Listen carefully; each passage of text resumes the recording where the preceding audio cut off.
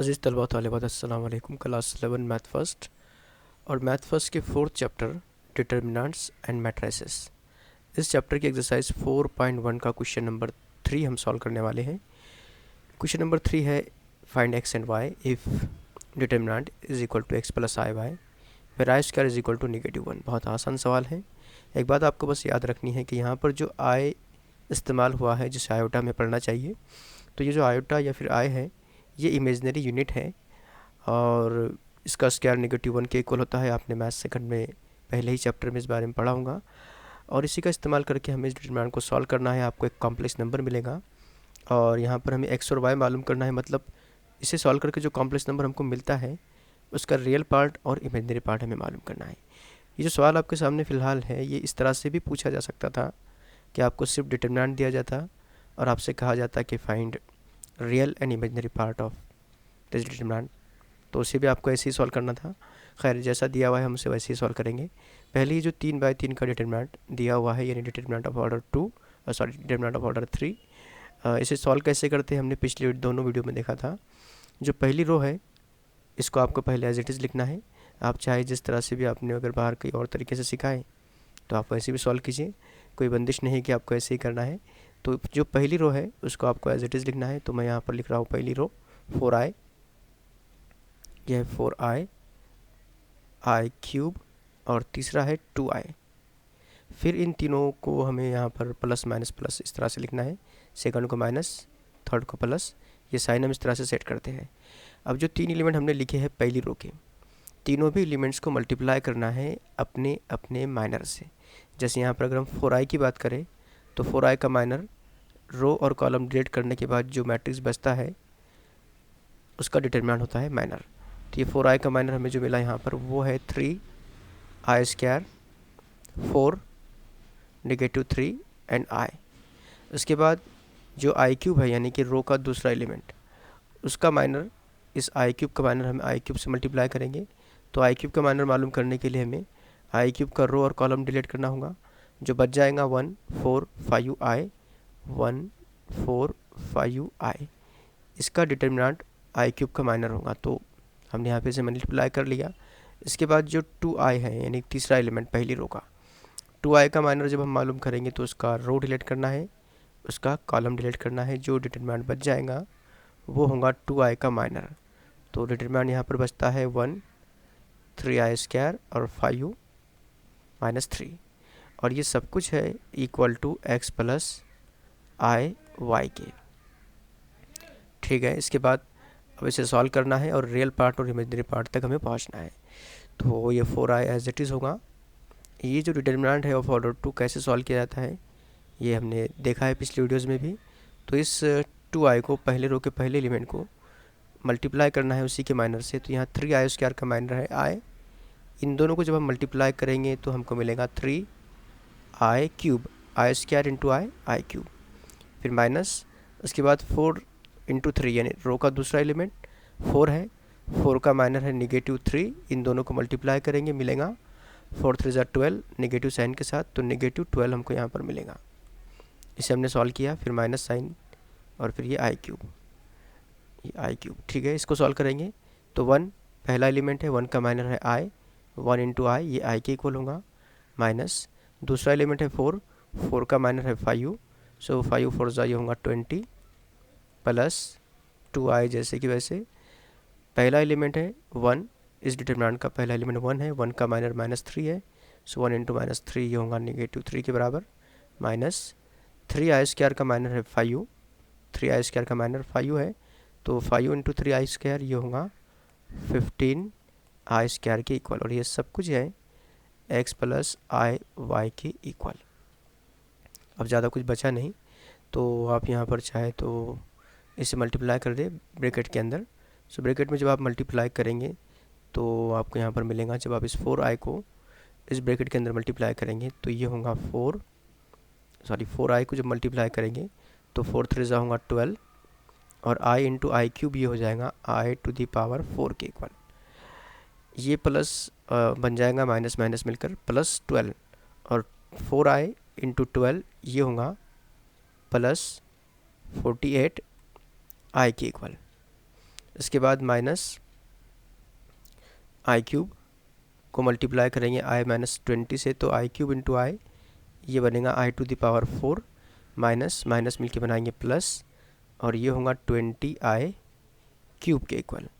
फिर plus 20 i, sorry ये 2 आई है, इस 2 आई को मल्टीप्लाई करेंगे इस ब्रैकेट से, तो 2 आई इंटू -3 ये होगा नेगेटिव 6 आई के इक्वल। ठीक है, 2 आई इंटू -3 -6 आई। फिर 2 आई को मल्टीप्लाई करना है -15 आई स्क्वायर से, तो ये बनेगा -15 टू ज़ा 30 होगा, और आई इंटू आई स्क्वायर ये बन जाएगा आई क्यूब के equal is equal to x plus i Y.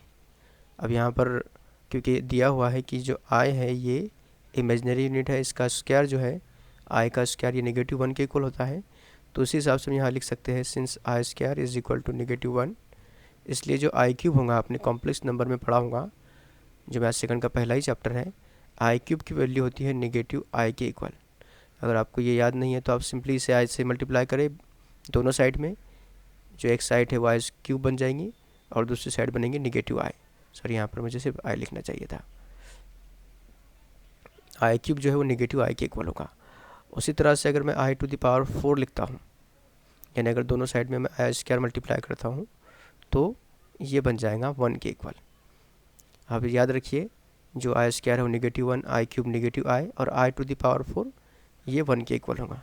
यहाँ पर आई टू द पावर 5 की कोई ज़रूरत हमें नहीं है, तो हम उसे देखेंगे भी नहीं, लेकिन अगर आपको अगर ज़रूरत पड़ती है उसकी, तो आई टू द पावर 5 ये आई के इक्वल होता है। खैर आप सिर्फ इन तीनों के ऊपर ध्यान दें।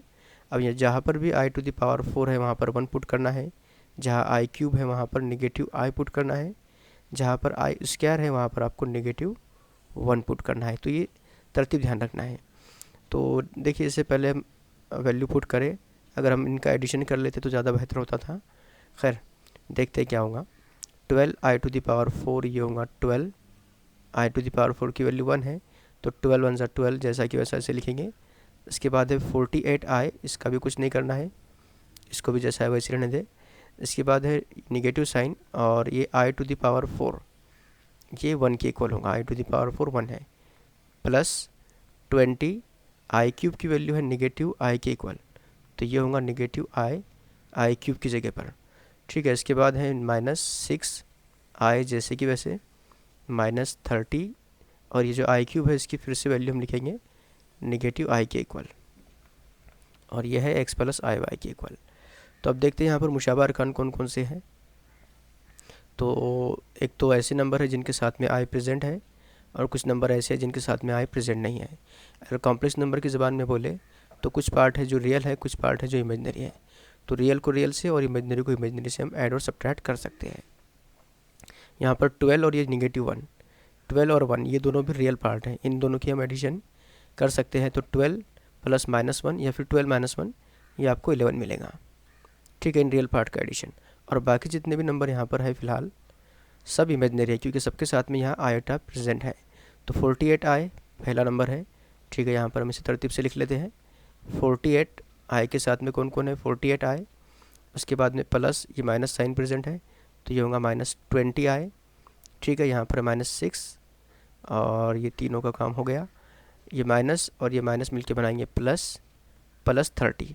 इन सब के साथ में आई प्रेजेंट है, मैंने आई को मुश्तरका तौर पे बाहर लिखा, और मुझे इस तरह की एक तरतीब मिल गई। यहाँ पर 12 नफ़ी 1 11 हो गए।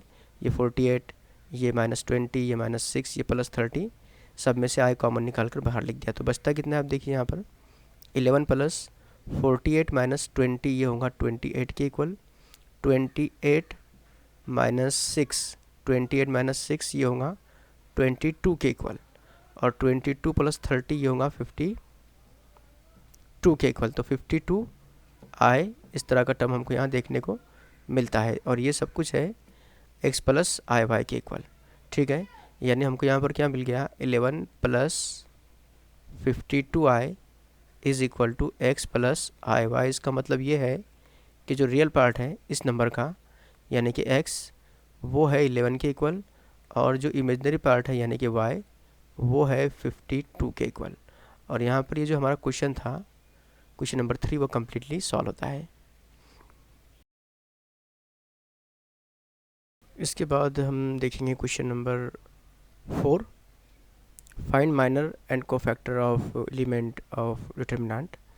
आपको यहाँ पर एक डिटर्मिनेंट दिया गया है और उसके माइनर और कोफैक्टर मालूम करना है।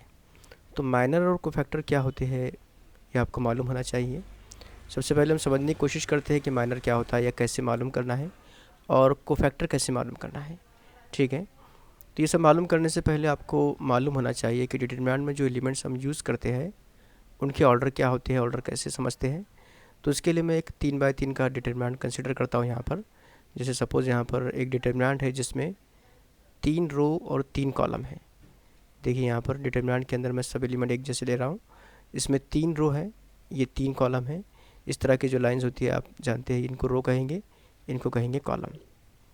तो जो डिटरमिनेंट का ऑर्डर होता है एक्चुअल में, वो डिटरमिनेंट जो एलिमेंट्स का ऑर्डर होता है वो एलिमेंट का एड्रेस होता है एक्चुअल में।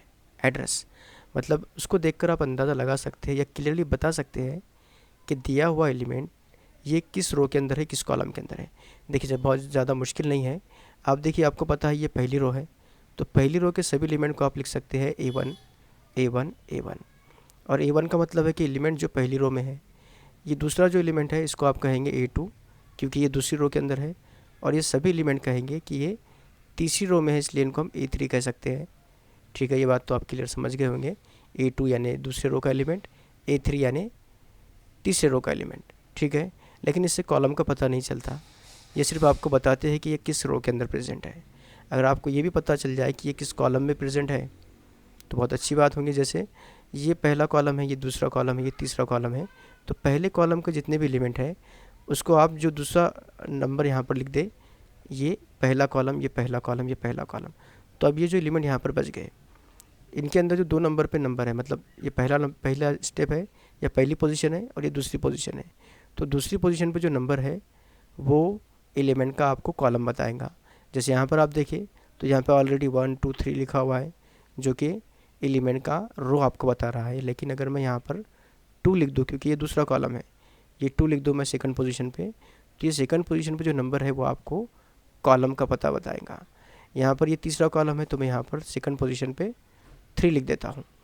तो आपको आसान ज़बान में ये समझना है कि जो एलिमेंट आपको दिया जाएगा, जैसे अगर आपको दिया जाए 7 3, इस तरह का एलिमेंट लिखा जाए A और उसके सफिक्स में लिखा गया है 7 3, तो इसका मतलब है कि ये जो एलिमेंट है ये डिटरमिनेंट के अंदर 7वें रो और तीसरे कॉलम में प्रेजेंट है। अगर कोई बड़ा डिटरमिनेंट आपको दिया गया है तो यहाँ पर अगर आप देखें इस एलिमेंट का कंपेरिजन इससे करें, अगर आप जैसे यहाँ पर मुझे जानना है कि ये एलिमेंट का एड्रेस क्या है या ऑर्डर क्या है, तो क्योंकि ये एलिमेंट जहाँ पर मैंने निशान किया अभी, ये 5 ये पहले कॉलम में है, तीसरे रो के अंदर है, तो इसका जो एड्रेस होगा तीसरा रो पहला कॉलम, इस तरह से होगा।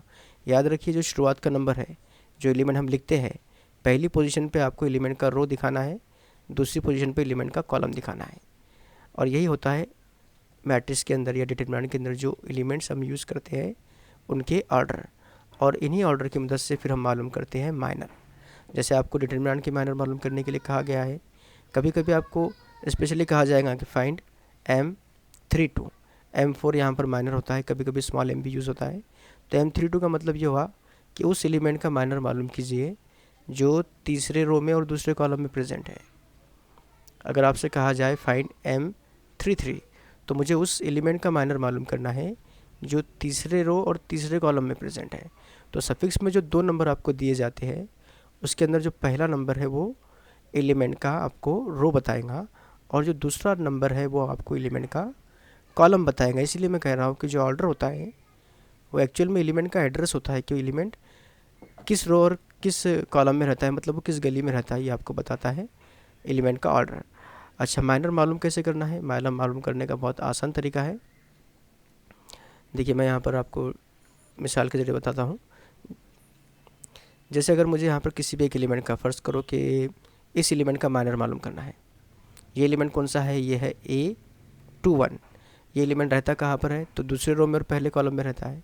तो इसका दूसरा रो और पहला कॉलम डिलीट कर दे। आप इसको डिलीट कर दे, इसको डिलीट कर दे।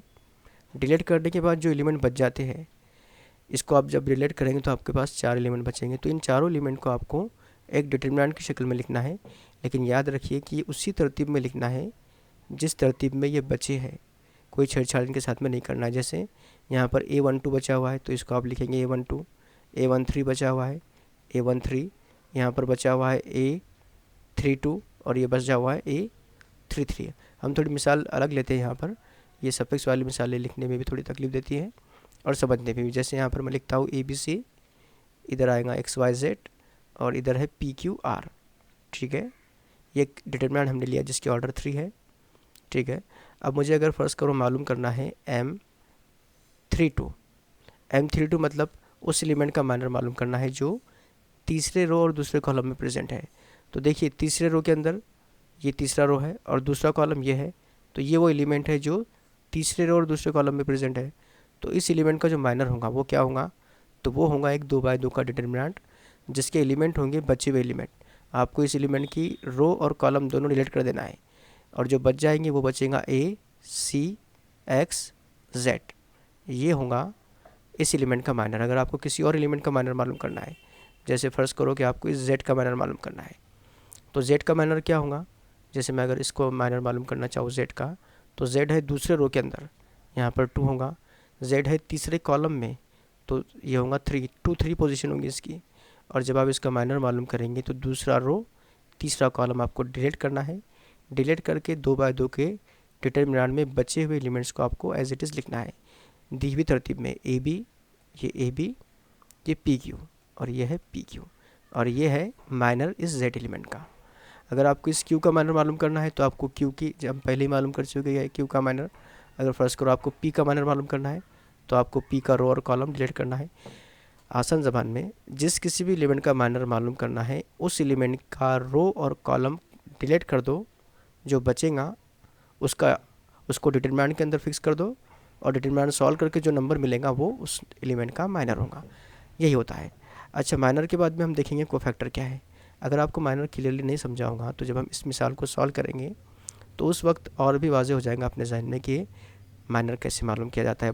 कुछ भी मुश्किल नहीं है, आपको सिर्फ ध्यान देने की ज़रूरत है। हो सकता है कि मेरे बताने में कोई गलती हुई हो। कोफैक्टर की बात करते हैं हम। कोफैक्टर CIJ इस तरह से डिनोट किया जाता है और मालूम करने का तरीका बहुत ही आसान है। जैसे आपको मालूम करना हो A13 एक नंबर दिया हुआ है, ठीक है, पहले रो और तीसरे कॉलम में है। आप इसका माइनर मालूम करेंगे, माइनर मिलेगा M13, नंबर की शक्ल में हो कोई भी, और माइनर की मदद से फिर हम मालूम करते हैं कोफैक्टर। तो माइनर की मदद से कोफैक्टर कैसे मिलेगा, तो जैसे अगर मुझे C13 मालूम करना है, ये कोफैक्टर है, तो जो माइनर की वैल्यू होंगी वही होंगी कोफैक्टर की वैल्यू। सिर्फ फ़र्क इतना होगा कि माइनर को आपको मल्टीप्लाई करना है -1 टू द पावर i+3 से, यानी CIJ की वैल्यू जो होंगी वो MIJ के ही इक्वल होगी, लेकिन उसके मल्टीप्लिकेशन में होगा -1 टू द पावर i+j। ये पावर i+j का मतलब क्या होगा, आप देखिए यहाँ पर ये जो -1 टू द पावर i+j है, i कहाँ से आया, तो i जो है वो दिए हुए एलिमेंट का रो नंबर है, किस रो में वो रहता है, और j दिए हुए एलिमेंट का कॉलम नंबर है कि दिया हुआ एलिमेंट किस कॉलम में रहता है। इन दोनों का एडिशन करना है, ऐड करके जो भी मिलेगा उसे आपको -1 की पावर में रख देना है। -1 के ताल्लुक से एक बात आप याद रखिए, आप जानते होंगे लेकिन फिर भी मैं एक बार रिकॉल करना ज़रूरी समझता हूँ कि अगर -1 की पावर में ऑड नंबर आपको कहीं पर दिखे, ऑड यानी ऐसा नंबर जो 2 से डिवाइड नहीं होता कम्प्लीटली, तो उसका आंसर आपको मिलता है -1। अगर आपको -1 के पावर में इवन नंबर मिलता है 2 4 6 8, मतलब जो 2 से कम्प्लीटली डिवाइड हो जाता है, तो पावर में अगर -1 है, -1 के पावर में अगर इवन नंबर है तो उसका आंसर आपको 1 मिलेगा। इन शॉर्ट मैं आपको ऐसे बताता हूँ कि अगर -1 टू द पावर ऑड लिखा हुआ है और उसके मल्टीप्लिकेशन में कोई नंबर है जैसे PQR या फिर मैं 7 लिखता हूँ, तो इसका आंसर आपको मिलेगा -7 के इक्वल। अगर आपको -1 के पावर में इवन नंबर दिया हुआ है और मल्टीप्लिकेशन में 7 है, तो क्योंकि -1 का पावर इवन है और इसलिए इसकी वैल्यू 1 मिलेंगी, तो ये जो फाइनल आंसर हमको मिलेगा 7।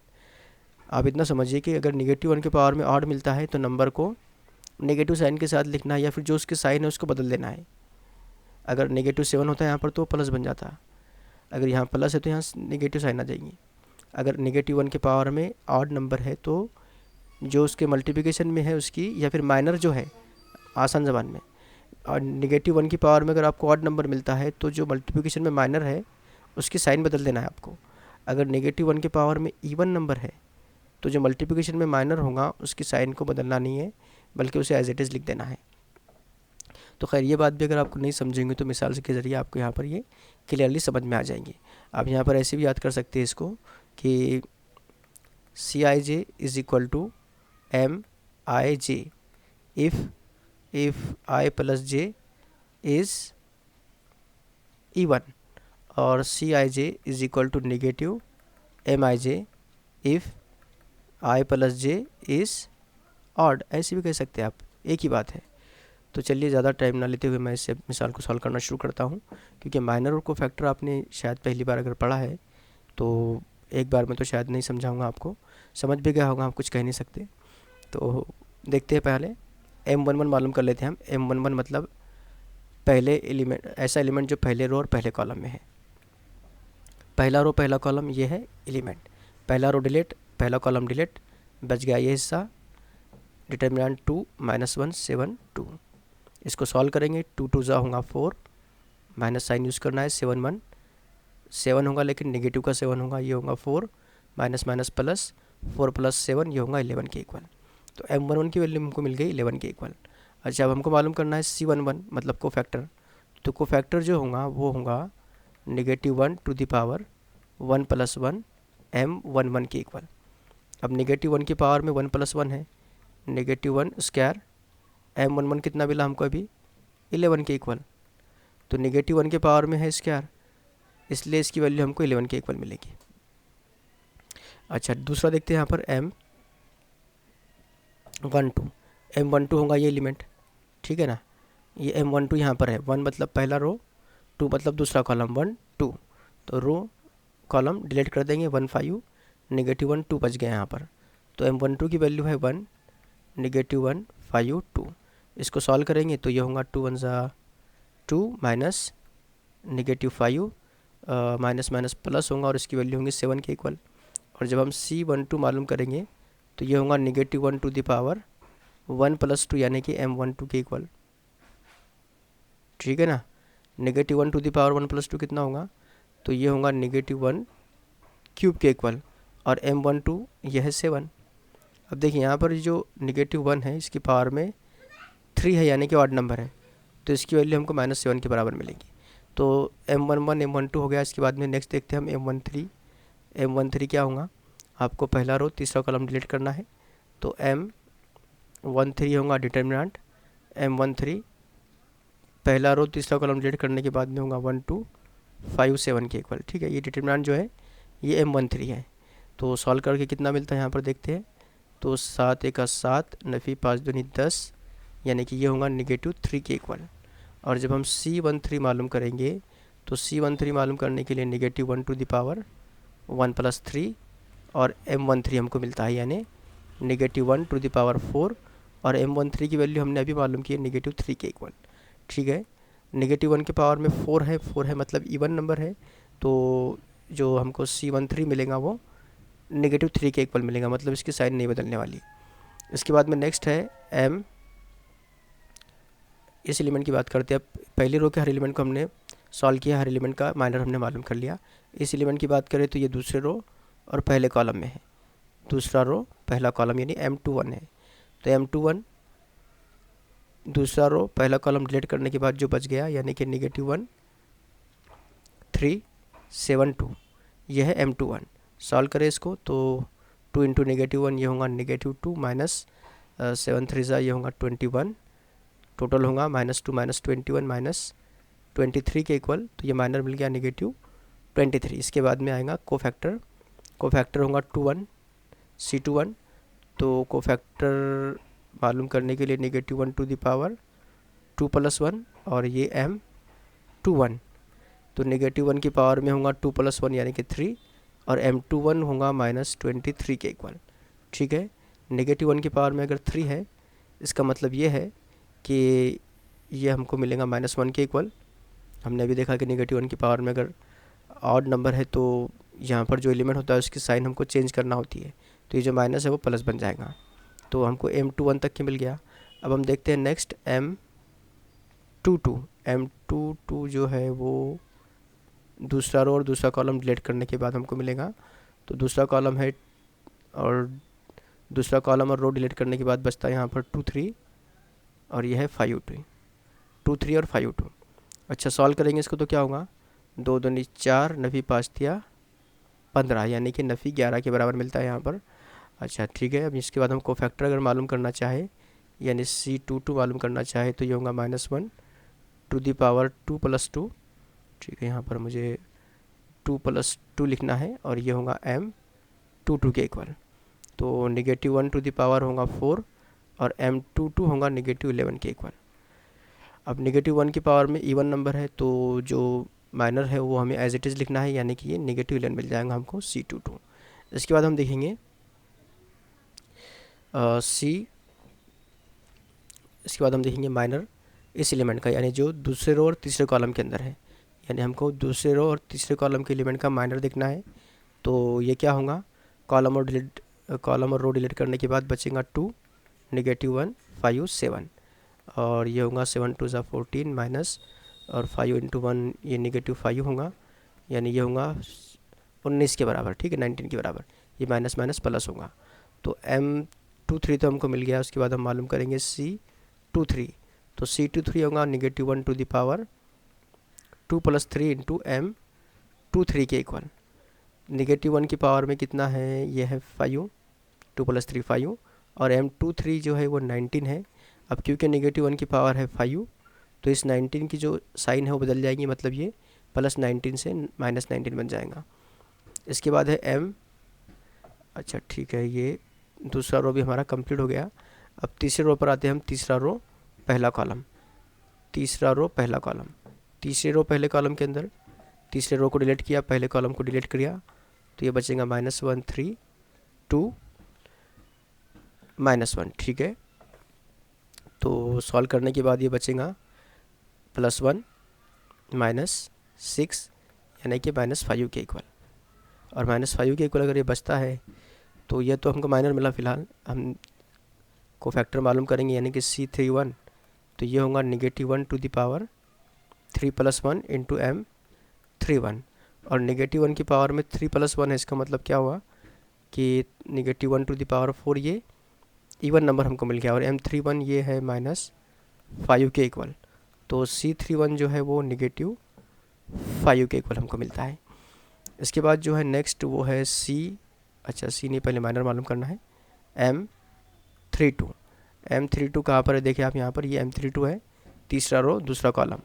तो तीसरा रो और दूसरा कॉलम डिलीट करने के बाद बचता है 2 3 1 -1। सॉल्व करें इसको तो -2 होगा -3, -2 -3, -2 -3 ये होगा -5 के इक्वल। और जब हम कोफैक्टर मालूम करेंगे C32 तो कोफैक्टर होगा -1 टू दी पावर 3 + 2 × M32। -1 की पावर में यहाँ पर आपको मिलेगा 5 और ये होगा M32, यानी -1 की पावर में अगर ऑड नंबर है तो यहाँ पर जो भी माइनर था 32 की वैल्यू हमको मिली थी यहाँ पर -5, जो भी नंबर यहाँ पर है उसकी साइन बदल जाएंगे, ऑड नंबर है इसलिए, तो ये हमको +5 मिलेगा। इसके बाद जो लास्ट है M33 के लिए आपको तीसरा कॉलम और तीसरा रो डिलीट करना है। तीसरा रो डिलीट, तीसरा कॉलम डिलीट, तो यहाँ पर बच जाएगा 2 -1 1 2 और इसको अब आप आसानी से सॉल्व कर सकते हैं। तो क्वेश्चन नंबर 4 को हम यहीं पर स्टॉप करते हैं। क्वेश्चन नंबर 5 इंशाल्लाह हम अगले वीडियो में देखेंगे। अगर आपने अभी तक हमारे चैनल को सब्सक्राइब नहीं किया है तो please subscribe our channel and thanks for watching.